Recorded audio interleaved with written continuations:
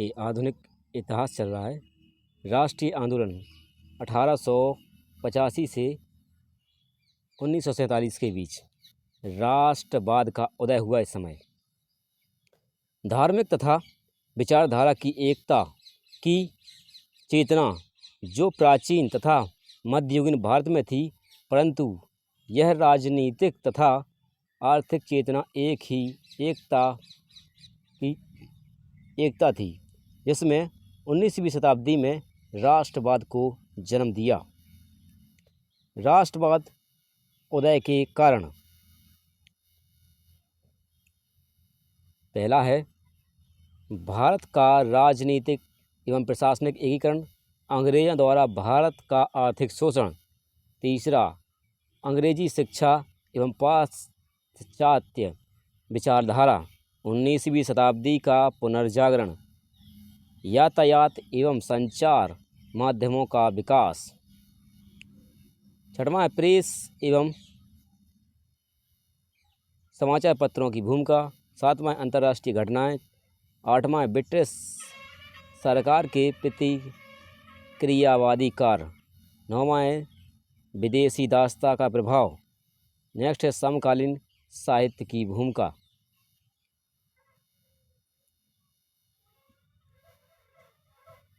कांग्रेस के उदय से पहले की राजनीतिक संस्थाएं। संगठन का नाम, स्थापना वर्ष, संस्थापक या पदाधिकारी, उद्देश्य, महत्वपूर्ण कार्य।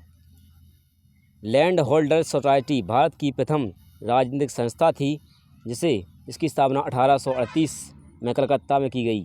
इसके संस्थापक एवं पदाधिकारी थे भारतीय नेता एवं गैर सरकारी अंग्रेज। भारतीय सचिव प्रसन्न कुमार ठाकुर, अंग्रेज सचिव विलियम कब्री थे। उद्देश्य था जमींदारों के हितों को आगे बढ़ाना। महत्वपूर्ण कार्य, यह संस्था जमींदारों के हितों के साथ साथ अन्य वर्गों के प्रतिनिधित्व करने का प्रयास किया। नेक्स्ट है ब्रिटिश इंडिया सोसाइटी की स्थापना 1839 में लंदन में हो गई। इसके संस्थापक विलियम एडम एवं अन्य अंग्रेज अध्यक्ष लॉर्ड ब्राम। उद्देश्य था भारत में ईस्ट इंडिया कंपनी की नीतियों का विरोध करना। महत्वपूर्ण कार्य इसका, इस संस्था ने ब्रिटिश इंडियन एडवोकेट नामक अखबार निकालना प्रारंभ किया। तीसरा है ब्रिटिश इंडिया एसोसिएशन मुख्य पत्र यानी हिंदू पेट्रोटिक, जिसकी स्थापना 1851 में कलकत्ता में हुई। देवेंद्रनाथ ठाकुर टैगोर व अन्य मिलकर अध्यक्ष थे इसके। राजा राधाकांत देव। ब्रिटिश शासन के सामान्य हितों को आगे बढ़ाना तथा यहाँ के लोगों की स्थिति में सुधार करना था। नील विद्रोह के लिए कमीशन नियुक्त करने की मांग। 1860 में अकाल पीड़ितों के लिए धन एकत्र किया और 1860 में आयकर लगाने का विरोध भी किया। बॉम्बे एसोसिएशन, इसकी स्थापना 1852 में बम्बई में हुई। जगन्नाथ शंकर इसके क्या थे? संस्थापक। भारतीय हितों की सुरक्षा की। ईस्ट इंडिया एसोसिएशन, इसकी स्थापना 1866 में लंदन में की गई। दादा भाई नौरोजी इसके संस्थापक थे। ब्रिटिश जनता एवं संसद को भारतीय विषयों से अवगत कराया। 1869 में इसकी शाखा बम्बई में स्थापित हुई। नेक्स्ट है पूना सार्वजनिक सभा का मुख्य पत्र यानी क्वार्टरली जर्नल था, यह त्रैमासिक था। स्थापना वर्ष थी इसकी 1870 में पूना में। संस्थापक एवं पदाधिकारी गणेश वासुदेव जोशी। उद्देश्य था जनता को यह बताना कि सरकार के वास्तविक उद्देश्य क्या हैं और अपने अधिकार कैसे प्राप्त कर सकते हैं। महत्वपूर्ण कार्य, अनेक आंदोलनों में भाग लिया। इंडियन एसोसिएशन 1878 में कलकत्ता में स्थापना हुई। सुरेंद्रनाथ बनर्जी इसके अध्यक्ष व मनमोहन घोष सचिव, आनंद मोहन बसु। देश में जनमत की एक शक्तिशाली संस्था का निर्माण करना, हिंदू एवं मुसलमानों के बीच मैत्री भाव स्थापित करना। सिविल सर्विस आंदोलन 1877, वर्नाकुलम प्रेस एक्ट के विरोध में आंदोलन किया इन लोगों ने। मद्रास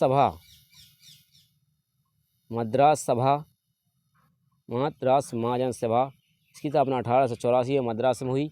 अध्यक्ष से पी रंगिया नायडू, सचिव बी राघवचारी एवं आनंद चालू थे। प्रशासनिक सुधार भारतीय हितों की सुरक्षा के लिए बनाई गई। बॉम्बे प्रेसिडेंसी एसोसिएशन 1875 में बम्बई में इसकी स्थापना हुई।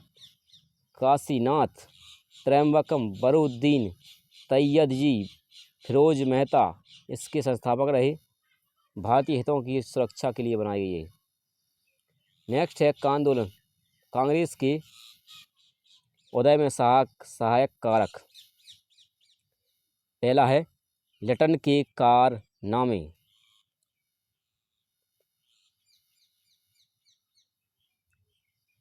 लिटन की घोर प्रतिक्रियावादी नीति ने भारत को 1857 के विद्रोह से भी भयंकर विद्रोह के कगार पर लाकर खड़ा कर दिया। इस संदर्भ में लिटन के प्रमुख कारनामे थे। पहला जिसके अंतर्गत है दिल्ली दरबार। ब्रिटेन की डिज़रेली सरकार ने 1876 में रानी विक्टोरिया को हिंदुस्तान का केसर-ए-हिंद घोषित किया। 1877 में बड़ी ठाठ से दिल्ली दरबार लगाया गया, जबकि यहाँ लोग दुर्भिक्ष एवं महामारी से पीड़ित थे। वर्नाकुलम प्रेस एक्ट 14 मार्च 1878 को लिटन ने देसी भाषाओं के समाचार पत्रों का गला घोंटने के लिए एक कानून पारित किया। सारे देश में इसका जोरदार विरोध हुआ। सिविल सर्विस में उम्र घटाना। 1877 में ब्रिटिश सरकार सिविल सर्विस की उम्र 21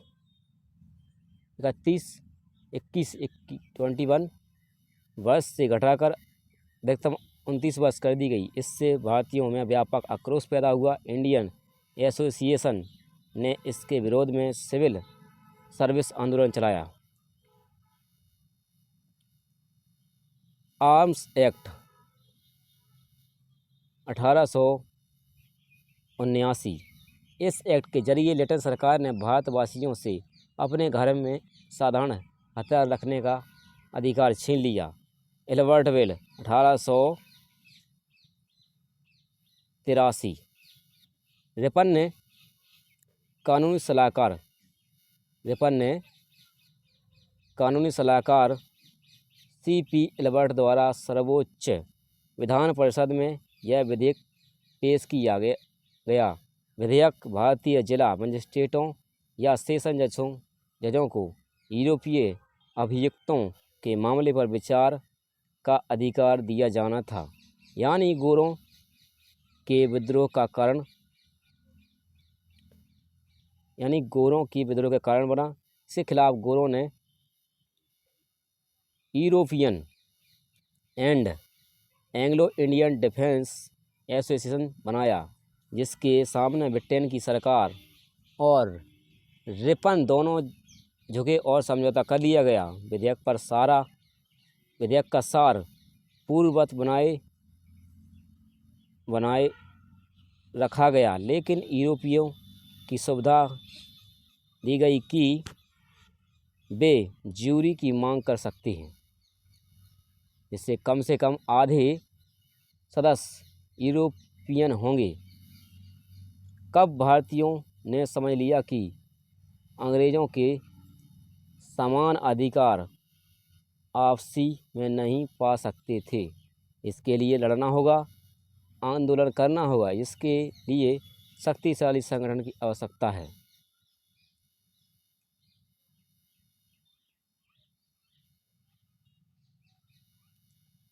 नेक्स्ट है कांग्रेस की स्थापना।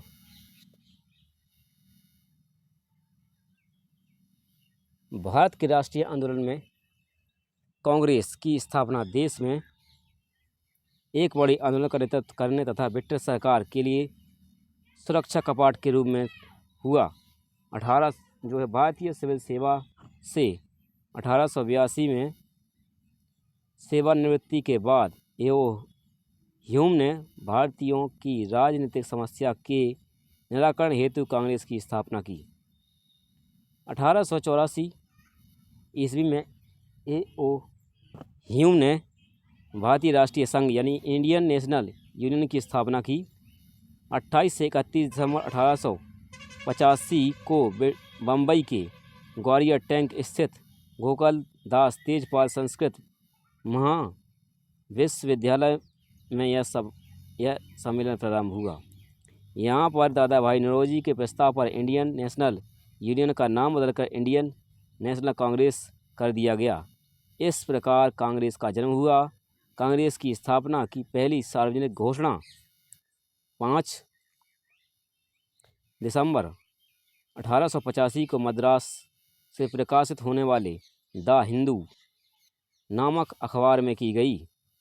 कांग्रेस की स्थापना के समय ब्रिटेन के प्रधानमंत्री थे ग्लैडस्टोन, भारत के वायसराय थे लॉर्ड डफरेन, बम्बई के गवर्नर थे लॉर्ड रे। कांग्रेस के प्रारंभिक उद्देश्य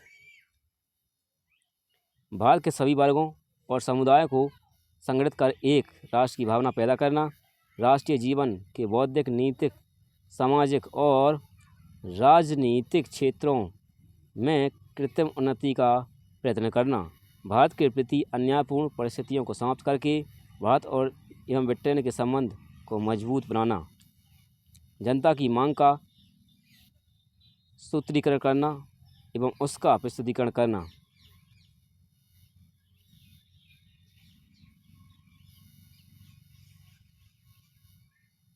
भारतीय राष्ट्रीय कांग्रेस के महत्वपूर्ण अधिवेशन 22/1885 में बम्बई में स्थापना की गई। अध्यक्ष थे बेमेश चंद्र बनर्जी। कार्य एवं प्रमुख उपलब्धियां। कांग्रेस की स्थापना ह्यूम द्वारा की गई। इस बैठक में 72 प्रतिनिधियों ने भाग लिया था। 1886 में कलकत्ता में इसकी स्थान था। इसका कलकत्ता यहाँ पर भी जो है 1885 में बम्बई स्थान था 1885 में, 1886 में कलकत्ता। अध्यक्ष थे दादा भाई नौरोजी। इस बैठक के बाद वायसराय डफरेन ने कांग्रेस के सदस्यों को उद्यान भोज दिया। 1887 में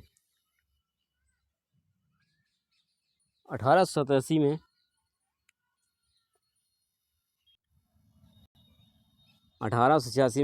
जो है स्थान था अधिवेशन का कलकत्ता। अध्यक्ष रहे दादा भाई नौरोजी। इस बैठक के बाद वायसराय डफरेन ने कांग्रेस के सदस्यों को उद्यान भोज दिया। 1887 में स्थान रहा मद्रास। बदरुद्दीन तैयब जी इसके अध्यक्ष रहे। इस अधिवेशन में 11 प्रस्ताव स्वीकृत किए गए। इस अधिवेशन में सब्जेक्ट कमेटी का गठन किया गया। 1888 में स्थान था इलाहाबाद। जॉर्ज यूलो इसके अध्यक्ष थे। यह पहला अवसर था जब किसी यूरोपियन ने कांग्रेस की अध्यक्षता की। इस अधिवेशन में मुसलमान कांग्रेस के साथ रहें का फरमान सेज रजा हुसैन ने जारी किया। इसी अधिवेशन के विरोध में सर सैयद अहमद खान ने 1888 ईस्वी में ही यूनियन इंडियन पेट्रोटिक एसोसिएशन की स्थापना की। इसके बाद 1898 में स्थान मद्रास में इसकी बैठक हुई। इसमें आनंद मोहन बोस अध्यक्ष रहे। इसी अधिवेशन के दौरान करजन वायसराय बन के आया। 1906 में स्थान था कलकत्ता। इसके अध्यक्ष रहे दादा भाई नौरोजी। कांग्रेस के मंच से स्वराज्य शब्द का प्रयोग दादा भाई नौरोजी ने इसी अधिवेशन में दिया। 1907 में स्थान सूरत में इसकी बैठक हुई। रास बिहारी बोस इसके अध्यक्ष रहे। इसी अधिवेशन में अध्यक्ष पद को लेकर गरम दल व नरम दल में विवाद उत्पन्न हो गया। यह अधिवेशन निरस्त कर दिया गया। अब 1199 में कलकत्ता में हुआ अधिवेशन। इसमें पंडित बिशन नारायण दत्त इसके अध्यक्ष रहे। इसी अधिवेशन में रविंद्रनाथ टैगोर की रचना भारत का राष्ट्रगान जन गण मन पहली बार गाया गया। अब नेक्स्ट है 1916 में लखनऊ में इसकी जो है बैठक हुई। अंबिका चरण मजूमदार इसके अध्यक्ष रहे। इसी अधिवेशन में गरम दल व नरम दल कांग्रेस एक हो गए। और 1917 में कलकत्ता में इसकी बैठक हुई। श्रीमती एनी बेसेंट इसकी अध्यक्ष रहीं। कांग्रेस की पहली महिला अध्यक्ष थी ये। और 1922 में गया में इसकी बैठक हुई। सी आर दास इसके अध्यक्ष रहे। इसी अधिवेशन के बाद 1923 में स्वराज्य पार्टी का गठन हुआ। इस अधिवेशन के पश्चात 1923 में कांग्रेस का विशेष अधिवेशन जो है अबुल फजल की अध्यक्षता में दिल्ली में बुलाया गया। इसके बाद 1924 में बेलगांव में इसकी जो है बैठक हुई। महात्मा गांधी इसके अध्यक्ष रहे। इसी अधिवेशन में गांधीदास पैक्ट के अनुसार स्वराज्य पार्टी को यह अधिकार दिया गया कि वह कांग्रेस के अविभाज्य अंग के रूप में रहकर विधानमंडलों में प्रवेश लें तथा सरकार की नीतियों का विरोध करें। गांधी जी केवल एकमात्र इसी अधिवेशन के अध्यक्ष रहे।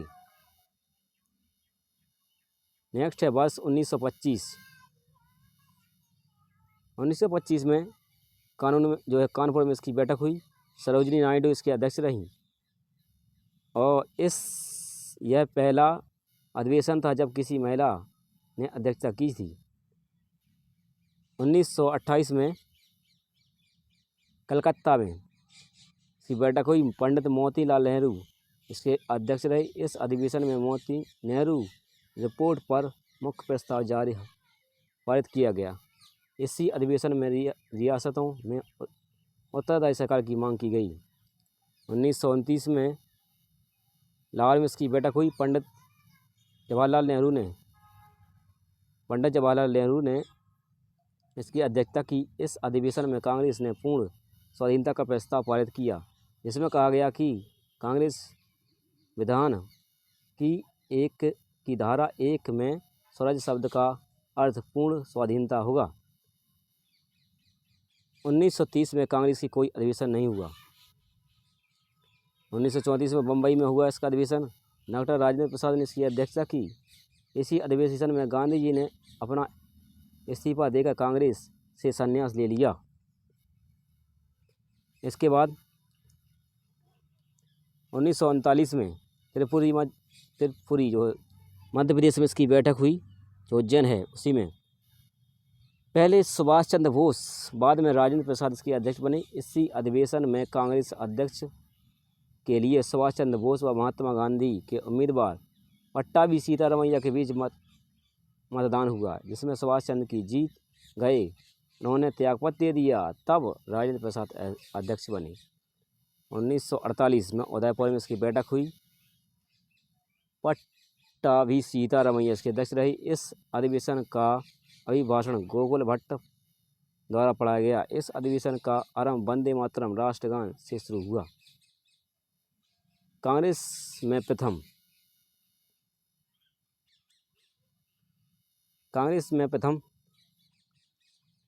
के प्रथम अधिवेशन के अध्यक्ष WC बनर्जी थे। कांग्रेस के प्रथम मुसलमान अध्यक्ष बरुद्दीन तैयबजी थे। प्रथम यूरोपियन जिसने कांग्रेस के अधिवेशन की अध्यक्षता की जॉर्ज यूले थे। प्रथम महिला जिसने कांग्रेस के अधिवेशन को संबोधित किया कादम्बिनी गांगुली थी। प्रथम यूरोपियन महिला व प्रथम महिला अध्यक्ष जिसने कांग्रेस के अध्यक्ष की अध्यक्षता की, एनी बेसेंट। जिस अधिवेशन में पहली बार भारत का राष्ट्रगीत वंदे मातरम गाया गया, 1896 में के कलकत्ता अधिवेशन में, इस अधिवेशन के अध्यक्ष रहमतुल्लाह सयानी ने स्वयं इसे गाया।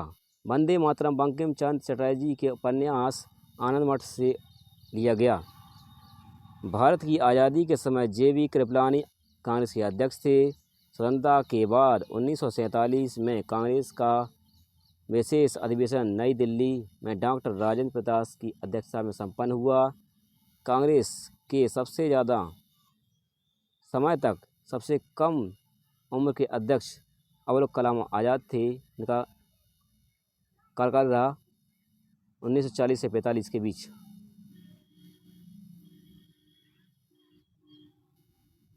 प्रथम यूरोपियन जिसने कांग्रेस की अध्यक्षता की, जॉर्ज यूलो 1888 में। इलाहाबाद में कांग्रेस अधिवेशन की अध्यक्षता की, अल्फ्रेड वेब 1894 में। मद्रास अधिवेशन की अध्यक्षता की, हेनरी कॉटन 1904 में। बम्बई अधिवेशन की अध्यक्षता की, एनी बेसेंट 1917 में। कलकत्ता अधिवेशन की अध्यक्ष रहीं। कांग्रेस के संबंध में महत्वपूर्ण वक्तव्य। कांग्रेस लड़खड़ाकर गिर रही है। भारत में रहते हुए मेरी इच्छा है कि मैं इसके शांतिपूर्ण अवसान में अपना सहयोग दे सकूं, वायसराय कर्जन ने कहा था।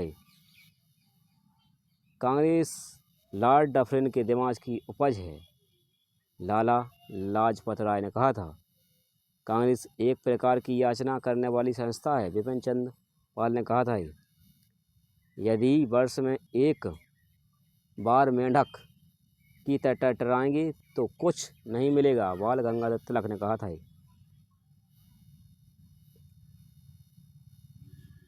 नेक्स्ट है कांग्रेस का प्रथम चरण का आंदोलन। 1885 से लेके 1905 तक इसमें समय का कार्यकाल है।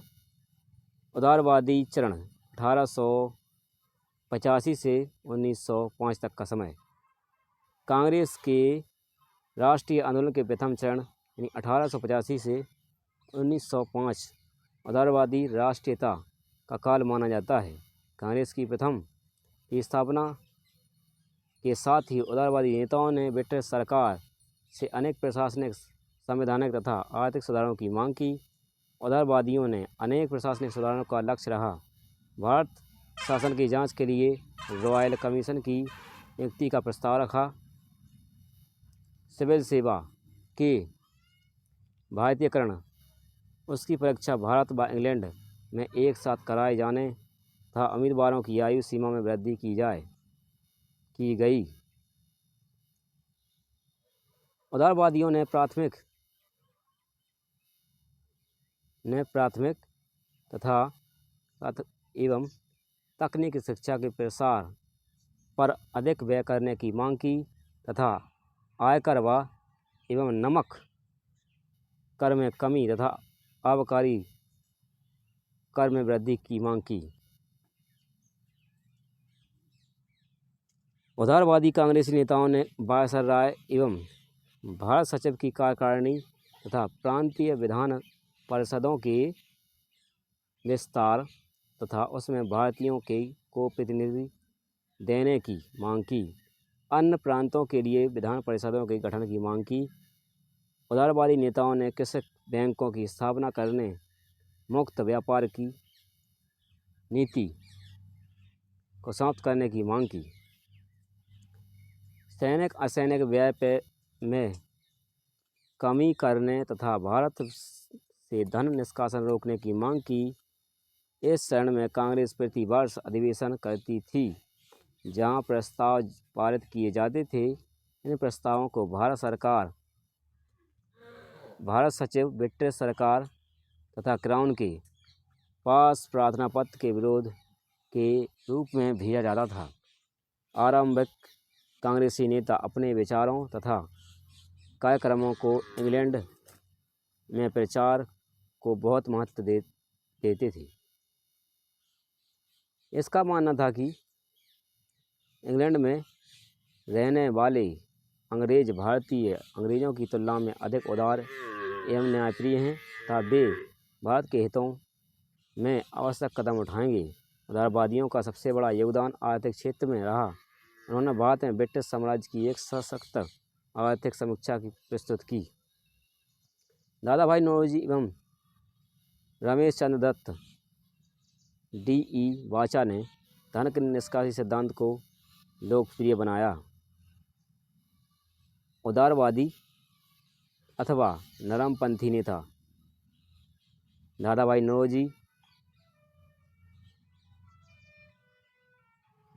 भाई नौरोजी दीन शाह ए वाचा यानी इस साइड गया है उदारवादी और इस बार नरमपंथी नेता फिरोज शाह मेहता उदारवादी एवं नरमपंथी नेता बदरुद्दीन तैयब जी, गोपाल कृष्ण गोखले जी, आनंद मोहन बसु और दीन शाह ई वाचा, सुरेंद्रनाथ बनर्जी, रमेश चंद्र दत्त, डॉक्टर रास बिहारी घोष, मनमोहन घोष। कांग्रेस के प्रथम चरण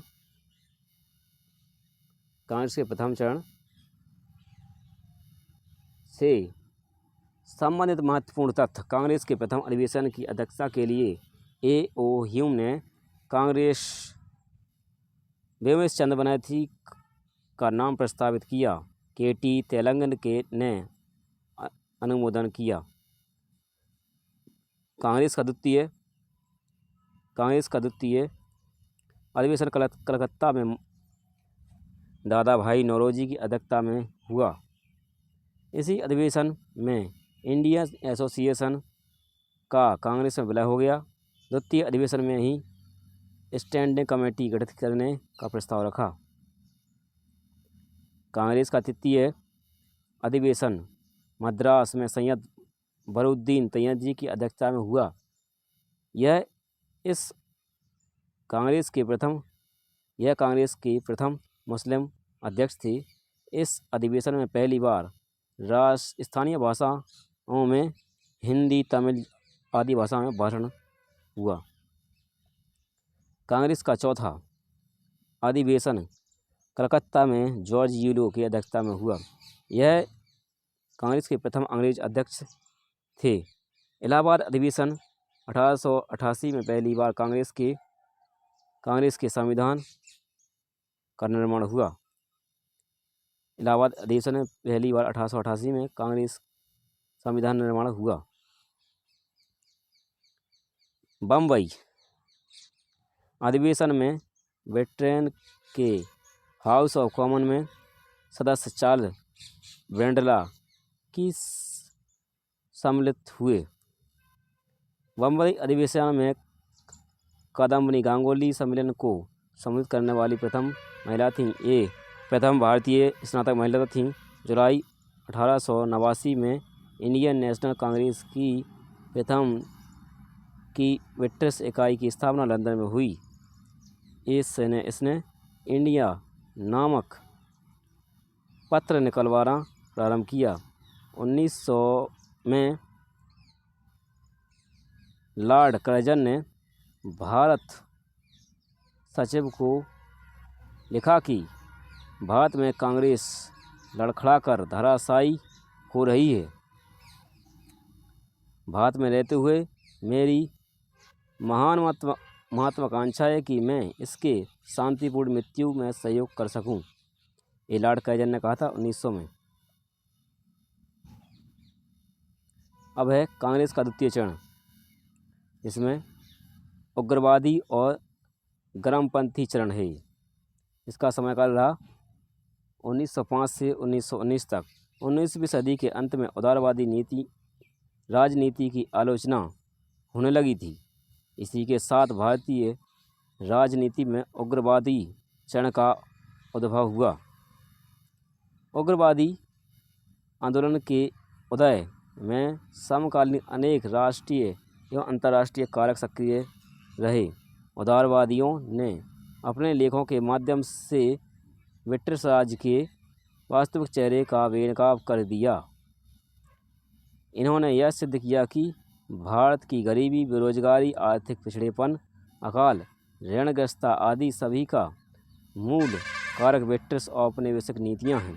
कांग्रेस की नीतियों एवं उनकी उपलब्धियों के प्रति जन असंतोष से भी उग्रवाद के उदय में सहायता मिली। उन नेताओं का मानना था कि कांग्रेस की आवेदन निवेदन की नीति से कुछ भी हासिल होने वाला नहीं है। अमेरिका, फ्रांस, जर्मन, इटली के राष्ट्रीय आंदोलनों की सफलता ने यह स्पष्ट कर दिया था कि संवैधानिक तरीकों से स्वराज की प्राप्ति नहीं हो सकती है। इथियोपिया द्वारा 1896 में इटली की पराजय तथा 1904 व 5 में जापान द्वारा रूस की पराजय ने यूरोपीय अजेयता के सिद्धांत को ध्वस्त कर दिया।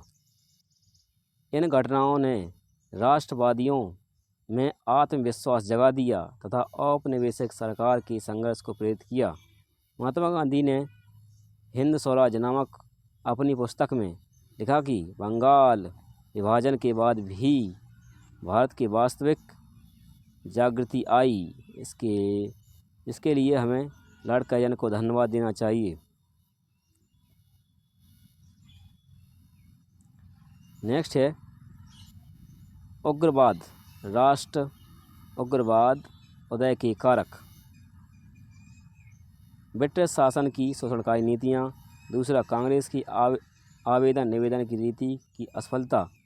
पश्चिमीकरण के विरुद्ध प्रक्रिया। अंतर्राष्ट्रीय घटनाएं। लॉर्ड कर्जन के कारनामे। नरम दल के नेता बाल गंगाधर तिलक, लाला लाजपत राय, बिपिन चंद्र पाल, इन तीनों को सम्मिलित रूप से लाल बाल पाल कहा जाता है। अरविंद घोष नरम दल के नेता थे। अब नेक्स्ट है उदारवादी एवं गर्मपंथियों में अंतर। नरमपंथी यानी उदारवादी, गर्मपंथी यानी उग्रवादी। नरमपंथी भारत के लिए औपनिवेशिक प्रशासन में सुधार चाहते थे, जबकि गर्मपंथी स्वराज चाहते थे। ये अंग्रेजों पर विश्वास नहीं करते थे। नरमपंथी संवैधानिक तरीके जैसे प्रार्थना, आवेदन, अपील के द्वारा ब्रिटिश सरकार से रियायत प्राप्त करना चाहते थे। उग्रवादी जन आंदोलन, बहिष्कार, स्वदेशी एवं राष्ट्रीय शिक्षा के द्वारा स्वराज्य प्राप्त करना चाहते थे। उदारवादी पश्चिम शिक्षा संस्कृति के प्रशंसक थे तथा उसी के आधार पर भारत का निर्माण करना चाहते थे। उग्रवादी प्राचीन भारतीय संस्कृति को श्रेष्ठ मानते थे तथा पश्चिमी संस्कृति को हे मानते थे यानी बेकार मानते थे। उदारवादी राष्ट्रीय आंदोलन शिक्षित व उच्च सरकारी वर्ग का प्रतिनिधित्व करता था और उग्रवादी आंदोलन को मध्य निम्न वर्ग तथा सामान्य जनता तक ले जाना चाहते थे। उदारवादी धर्म निरपेक्षता के संपर्क थे। सामान्यतः उग्रवादी धर्म के साथ राजनीति को जोड़कर जनाधार तैयार करना चाहते थे। नेक्स्ट है बंगाल विभाजन के संबंध में विभिन्न विचार। ब्रिटिश समाचार पत्र स्टैंडर्ड ने बंग भंग को प्रतिपाद का ठोस मामला कहा। मैनचेस्टर गार्जियन ने लिखा, बंगाल के 2 टुकड़े करने की योजना के लिए इनके समर्थन का औचित्य स्पष्ट करना कठिन है। इसके लिए उन्हें क्षमा करना तो और भी मुश्किल है। हितवादी ने लिखा, कर्जन ने भारतीयों को अग्नि परीक्षा में डालकर उनमें नया जीवन फूंक दिया। अमृत बाजार पत्रकार ने लिखा, बंग भंग द्वारा हजारों या लाखों को नहीं करोड़ों लोगों की राष्ट्रीय भावना को मनमाने ढंग से जैसी ठेस पहुंचाई गई उसकी और कोई मिसाल नहीं मिलेगी। सोनार बांग्ला में लिखा है, बंगाल के लोग एक होकर उठ जाएं और फिरंगी बुलबुल का घोंसला नोचकर उसे गंगा में प्रवाहित कर दें। सुरेंद्रनाथ बनर्जी ने कहा कि यह घोषणा हमारे ऊपर बम गोले की भांति गिरी। नेक्स्ट है बंगाल विभाजन एवं स्वदेशी तथा बहिष्कार आंदोलन।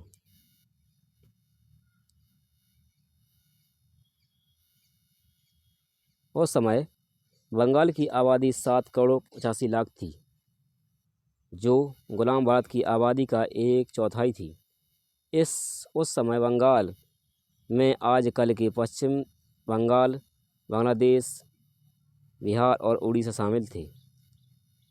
भारत सरकार ने बंगाल का विभाजन करके एक नवीन प्रांत बनाया, जिसमें बंगाल के चटगांव, ढाका और राजशाही जिले के पूरे क्षेत्र, मालदा जिला, त्रिपुरी का पहाड़ी राज्य, असम सम्मिलित किए गए।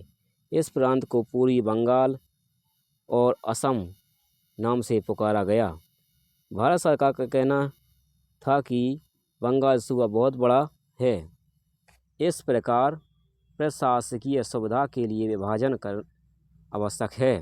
लॉर्ड कैजन के अनुसार अंग्रेजी हुकूमत का यह प्रयास कलकत्ता को हिंसासन चित करना था, बंगाली आबादी का बंटवारा करना था, एक ऐसे केंद्र को समाप्त करना था जहां से बंगाल व पूरे देश में कांग्रेस पार्टी का संचालन होता था। बाद साजिशें रची जाती थीं। भारत सरकार के तात्कालिक गृह सचिव रिस्ले का कथन था, अविभाजित बंगाल एक बड़ी ताकत है तथा विभाजन होने से यह कमज़ोर हो जाएगा। हमारा उद्देश्य बंगाल का बंटवारा करना है, जिससे हमारे दुश्मन बढ़ जाएंगे तथा कमज़ोर पड़ जाएंगे। सुरेंद्रनाथ बनर्जी, कृष्ण कुमार मित्र, पृथ्वी चंद्र राय व अन्य नेताओं ने विभाजन प्रस्ताव के खिलाफ बंगाली हितवादी संजीवनी ऐसे अखबारों व पत्रिकाओं के माध्यम से आंदोलन छेड़ा। 19 जुलाई 1905 को बंगाल विभाजन की घोषणा कर दी गई। घोषणा के तुरंत बाद बंगाल के लगभग सभी कस्बों में विरोध सभाएं आयोजित की गईं। 7 अगस्त 1905 को कलकत्ता के टाउन हॉल में एक ऐतिहासिक बैठक में स्वदेशी आंदोलन की विधिवत घोषणा की गई। इस बैठक में बहिष्कार प्रस्ताव पारित हुआ। इससे पहले 13 जुलाई 1905 को सर्वप्रथम संजीवनी नामक साप्ताहिक पत्रिका में बहिष्कार को अपनाने का सुझाव दिया। 1 सितंबर को सरकार ने यह घोषणा की कि विभाजन 16 अक्टूबर को लागू होगा। 28 सितंबर 1905 को कलकत्ता के निकट काली घाट के मंदिर में 50,000 लोगों ने शपथ ली कि वे विदेशी वस्तुओं का प्रयोग नहीं करेंगे। 16 अक्टूबर 1905 का दिन पूरे बंगाल में शोक दिवस के रूप में मनाया गया। रविंद्रनाथ टैगोर के सुझाव पर संपूर्ण बंगाल में एक दिन रक्षाबंधन दिवस के रूप में मनाया गया। लोगों ने गंगा स्नान किया और सड़कों पर वंदे मातरम गाते हुए प्रदर्शन किया। महाराष्ट्र के तिलक व उनकी पुत्री केतकर ने इस आंदोलन में महत्वपूर्ण योगदान किया। इस आंदोलन की एक विशेषता यह थी कि महिलाओं ने उसमें सक्रिय रूप से भाग लिया, परंतु यह आंदोलन बंगाल के किसानों को प्रभावित नहीं कर सका। वस्तुतः यह आंदोलन शहरों की उच्च व मध्यम वर्ग तक ही सीमित रहा। स्वदेशी माल की सप्लाई के लिए अनेक स्थानों पर स्वदेशी स्टोर खोले गए। सार्वजनिक आचार्य प्रफुल्लचंद्र राय ने बंगाल केमिकल स्वदेशी स्टोर खोला। बंगाल विभाजन विरोधी आंदोलन ने राष्ट्रीय शिक्षा को बढ़ावा दिया। 8 नवंबर 1905 को रंगपुर नेशनल स्कूल की स्थापना की हुई। बंगाल में राष्ट्रीय शिक्षा को फैलाने में महत्वपूर्ण सबसे बड़ा कार्य डॉन सोसाइटी ने किया। यह विद्यार्थियों का संगठन था। इसके सचिव शशि चंद्र मुखर्जी थे। रविंद्रनाथ जो है टैगोर, द्विजेंद्र लाल राय, मुकुंद दास ने लिखे गए गीत आंदोलनकारियों के लिए प्रेरणा स्रोत बने। टैगोर ने उस समय बांग्लादेश के स्वाधीन संघर्ष को तेज करने के लिए प्रेरणा स्रोत का जो गीत लिखा था, आमार सोनार बांग्ला, यह 1971 में बांग्लादेश का राष्ट्रगान बना। कला के क्षेत्र में अवनींद्र नाथ टैगोर ने भारतीय कला पर पाश्चात्य आधिपत्य को तोड़ा तथा स्वदेशी पारंपरिक कलाओं व अजंता की चित्रकारी से प्रेरणा लेनी शुरू की। 1906 में स्थापित Indian association of oriental arts की पहली छात्रवृत्ति भारतीय कला के मर्मज्ञ नंदलाल बोस को मिली। दिल्ली दरबार 1911 का समय। दिसंबर 1911 में ब्रिटिश सम्राट जॉर्ज पश्चिम का दिल्ली आगमन हुआ। 12 दिसंबर को दिल्ली में एक दरबार आयोजित हुआ।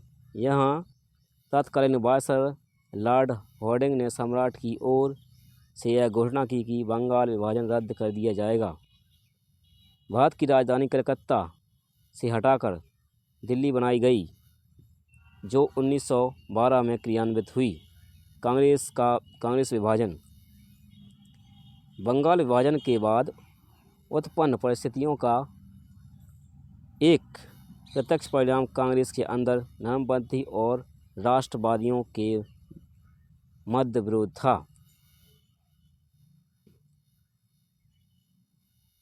1905 में बनारस अधिवेशन में गोखले ने बंग भंग की आलोचना की और स्वदेशी आंदोलन का समर्थन किया। यहाँ पर पहला झगड़ा प्रिंस ऑफ वेल्स के प्रस्ताव पर हुआ। लाला लाजपत राय और तिलक ने इसका विरोध किया, फिर भी नरमपंथी इस प्रस्ताव को मांग कराने में सफल रहे। नरमपंथियों व राष्ट्रवादियों के बीच दरार 1906 के अधिवेशन में और बढ़ गई। तिलक का सुझाव था कि लाला लाजपत राय को अध्यक्ष बनाया जाए, जबकि नरमपंथियों ने दादा भाई नौरोजी को अध्यक्ष बना दिया। अतः मामला शांत हो गया। सूरत अधिवेशन में राष्ट्रवादी लाला लाजपत राय को अध्यक्ष बनाना चाहते थे, परंतु नरम वालों ने रास बिहारी घोष को प्रत्याशी बनाया।